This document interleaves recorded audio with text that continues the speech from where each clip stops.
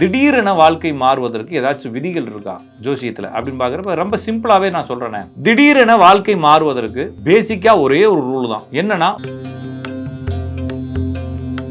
ஒரு ஜாதகம் திறக்கிறீங்க, அதுல வக்ரம், பரிவர்த்தனை, விளிம்பு. இதுல வக்ரத்துல 2 கிரகம் இருக்கு, விளிம்புல 2 கிரகம் இருக்கு, பரிவர்த்தனை 2 கிரகம் இருக்கு அப்படின்னா எடுத்த உடனே நீங்க திடீர்னு உங்களுடைய லைஃப் சேஞ்ச் ஆக போகுது சார் அப்படின்னு சொல்லலாம். எப்படி சேஞ்ச் ஆகும் அப்படின்னா, ஒரு ஜாதகத்துல குரு, சுக்கிரன், சனி இந்த 3 கிரகங்களும் ஒன்றை ஒன்று தொடர்பு கொள்ளும் பொழுது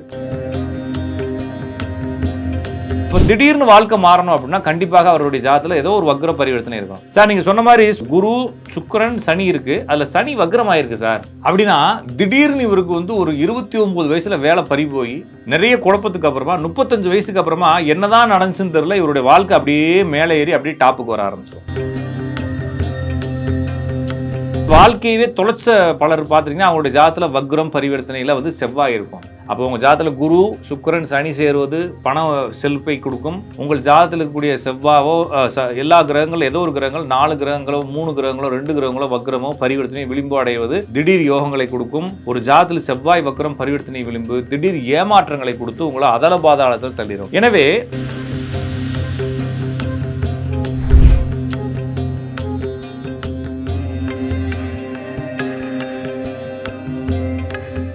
ரியல் ஒன் ஆன்மீகம் நேயர்கள் அனைவருக்கும் அன்பு வணக்கம். நான் உங்கள் ஜோதிடன் ராஜநாடி காப்பா. மீண்டும் இந்த காணொலி வாயிலாக உங்களை சந்திப்பதில் மிகுந்த மகிழ்ச்சி. நண்பர்களே, நாம் தொடர்ச்சியாக ஜோதிடம் மற்றும் ஆன்மீகம் சார்ந்த தகவல்கள் பல விஷயங்களை பார்த்துட்டு வரோம். இன்று நாம் பார்க்கக்கூடிய தலைப்பு, சார் சிலர் ராஜயோகத்தோடய பிறக்கிறாங்களே. ராஜயோகம் அப்படிங்கிறது பொதுவாக ஒரு 1200 ராஜயோகங்கள் இருக்கு. நான் சொல்லக்கூடியது அந்த ராஜயோகம் இல்லை. விபரீத ராஜயோகம், நீசபங்க ராஜயோகம்னு இவங்க சொல்றாங்களே அந்த ராஜயோகம் இல்லை. நான் சொல்லக்கூடிய வேர்டு சரியா புரிஞ்சுக்கும். அதிர்ஷ்டம். பிறக்கும் பொழுதே சிலர் அதிர்ஷ்டமா இருக்கிறாங்க, அல்லது சிலருக்கு திடீர்னு ஒரு இடையில ஒரு குறிப்பிட்ட காலத்துல அதிர்ஷ்டம் வருது.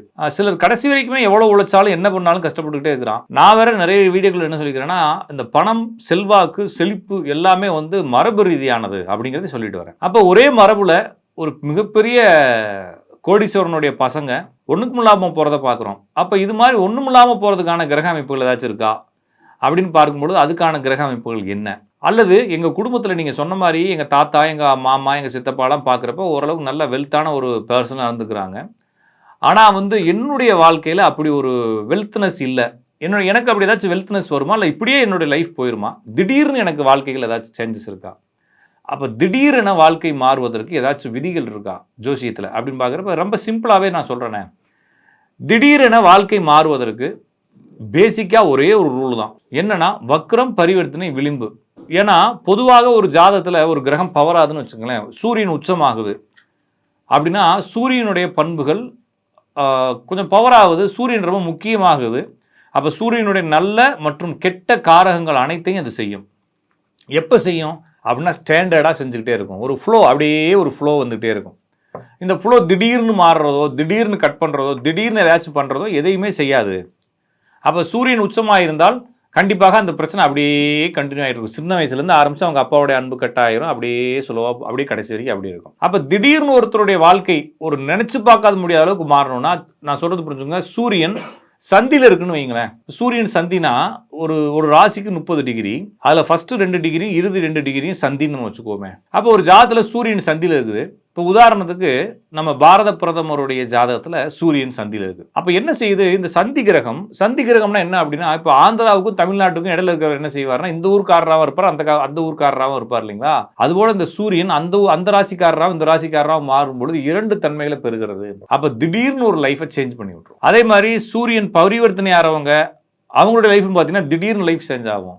அப்போ ஒரு ஜாதகத்தில் வக்ரமோ பரிவர்த்தனையோ விளிம்போ ஜாதகருடைய வாழ்க்கையில் மிகப்பெரிய மாற்றத்தை, அதுவும் திடீர்னு ஒரே நாள் நைட்டு கொடுக்குது. இந்த சிங்கிள் டேல மாறிடுச்சு லைஃப் அப்படின்னு சொல்றாங்களே, அது மாதிரி மாறிடும். அது மட்டும் இல்லாம ஒரு ஜாதகத்தில் வக்ரம், பரிவர்த்தனை, விளிம்பு கிரகங்களுடன் ஒரே ராசியில் இணைந்த கிரகங்களும் திடீர்னு ஒரு பெரிய மாற்றத்தை கொடுக்கும். நிறைய பேருக்கு அது நெகட்டிவ் மாற்றத்தையும் கொடுக்கத்தான் செய்யுது. இப்போ உதாரணத்துக்கு ஒரு ஜாதகத்துல புதன் அப்படின்ற கிரகம் இருக்கு. அந்த புதனோட சேர்ந்த கிரகம் ஏதாச்சும் வக்ரம் பரிவர்த்தனை ஆச்சுன்னா நல்லா லவ் பண்ணிட்டே இருப்பார். அந்த பொண்ணு லவ் பண்ண பொண்ணு திடீர்னு கல்யாண பத்திரிக்கை கொடுத்துட்டு வந்துருங்க நான் சொல்லிட்டு போயிடும். ஓகேங்களா? இந்த மாதிரி திடீர்னு எதிர்பார்க்காத விஷயங்கள். அதே போல திடீர்னு வேற ஒரு பெண்ணு திடீர்னு ப்ரப்போஸ் பண்ணி அவங்க கல்யாணம் வரைக்கும் கூட்டு போயிடுவாங்க உங்களை. இது போலவே செல்வத்திலும் அப்போ ஒரு ஜாதகம் திறக்கிறீங்க, அதில் வக்ரம், பரிவர்த்தனை, விளிம்பு. இதில் வக்ரத்தில் 2 கிரகம் இருக்குது, விளிம்புல 2 கிரகம் இருக்குது, பரிவர்த்தனை 2 கிரகம் இருக்குது அப்படின்னா எடுத்த உடனே நீங்கள் திடீர்னு உங்களுடைய லைஃப் சேஞ்ச் ஆக போகுது சார் அப்படின்னு சொல்லலாம்.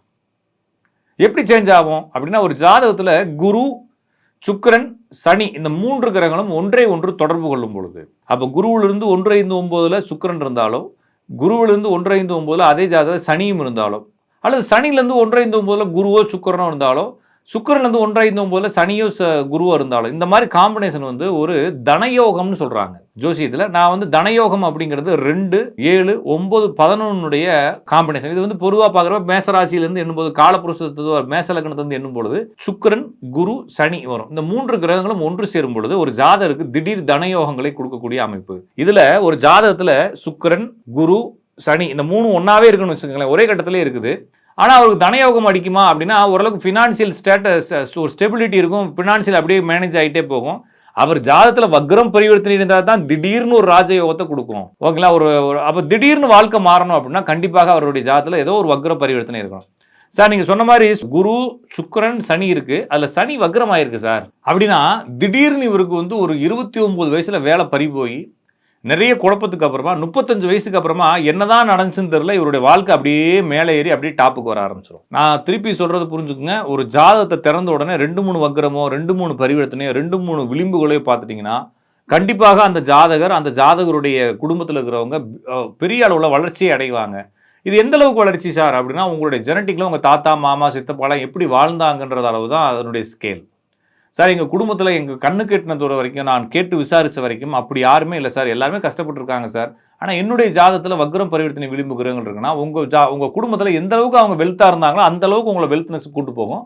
இருந்தாலும் இன்னொரு விஷயம் என்னென்னா, இந்த செவ்வாய் வக்ரமோ, செவ்வாய் பரிவர்த்தனையோ, செவ்வாய் விளிம்போ இருந்துச்சுன்னா, நீங்கள் உயரத்துக்கு போகிறதா நினச்சிட்டு திடீர்னு கை வச்சு வைக்காத இடத்துல நிறைய பேர் பார்த்தீங்கன்னா, ஷேர் மார்க்கெட்டில் லேண்டெல்லாம் விற்று 45 லட்ச ரூபா பணம் போடுவாங்க, 50 லட்ச ரூபா போடுவாங்க. ஒன்றைக்கு 1 கோடி ரூபா. நான் என்னுடைய ஃப்ரெண்ட் ஒருத்தர், என்னுடைய கிளைண்ட் ஒருத்தர் 10 கோடி ரூபா போட்டிருக்காரு. அதை மீட் எடுக்கிறதுக்கு 1 கோடி ரூபா கொடுத்து ஏமாந்து போயிருக்காரு டெல்லியில்.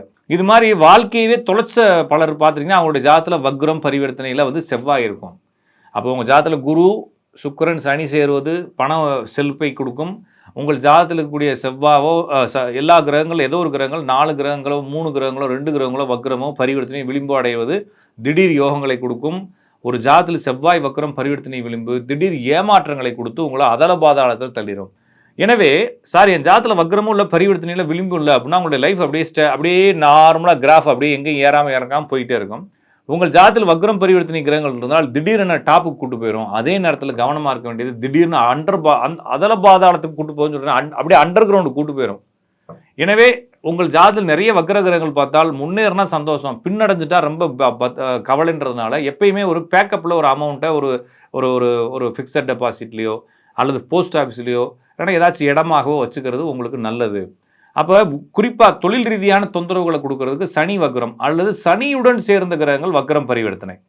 பர்சனல் லைஃப்பில் கொஞ்சம் பிரச்சனைகள் கொடுக்கறதுக்கு குரு வக்ரம், குரு பரிவர்த்தனை, குரு விளிம்பு, அதோட சேர்ந்த கிரகங்கள் வக்ரம் பரிவர்த்தனை விளிம்பு. சுக்கிரன் வக்ரம், சுக்கிரன் பரிவர்த்தனை, சுக்கிரன் விளிம்பு அல்லது சுக்கிரனுடன் சேர்ந்த கிரகங்கள் வக்ரம் பரிவர்த்தனை விளிம்பு என்பது ஃபினான்ஷியல் ஸ்டேட்டஸை கொஞ்சம் டிஸ்டர்ப் பண்ணும். செவ்வாயோட இதெல்லாம் இருந்துச்சு அப்படின்னா திடீர்னு யாராச்சும் நம்பி ஏமாந்துருவீங்க. எனவே என்னுடைய ஜாதகத்தில் வக்ரம் பரிவர்த்தனை நிறைய இருக்குது, எல்லாமே இருக்குது.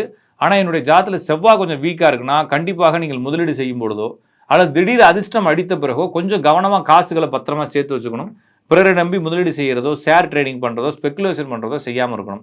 எனவே உங்களுடைய குடும்பத்தில் இதற்கு முன்னால் கோடீஸ்வரர்கள் பலர் இருந்தாலும் உங்களுடைய ஜாதகத்தில் வக்ரம் பரிவர்த்தனை விளிம்பு இருந்தாலும், ஏன்னா உங்களோட ஒரு 4 பேர் பிறக்கிறாங்கன்னு வச்சுக்கலாம், யார் ஜாதகத்திலையும் வக்ரம் பரிவர்த்தனை விளிம்பே இல்லை, உங்கள் ஜாதகத்தில் மட்டும்தான் இருக்குன்றப்ப அந்த 3 பேர் நார்மலான வாழ்க்கை வாழ்வாங்க. நீங்கள் திடீர்னு ஒரு 35 வயசுக்கு மேலே பெரிய ஆளாயிருவீங்க. இது உங்களுடைய ஜாதகத்தில் பார்த்துக்கிட்டு அதுக்கு தகுந்த மாதிரி உங்களுடைய வாழ்க்கையை டிசைன் பண்ணிக்கோங்க. நன்றி, வணக்கம். நாம் மறுபடியும் அடுத்த வீடியோவில் சந்திப்போம். அதுவரை உங்களிடமிருந்து விடைபெறுவது உங்கள் அன்பு ஜோதிடன் ராஜநாடி காப்பா.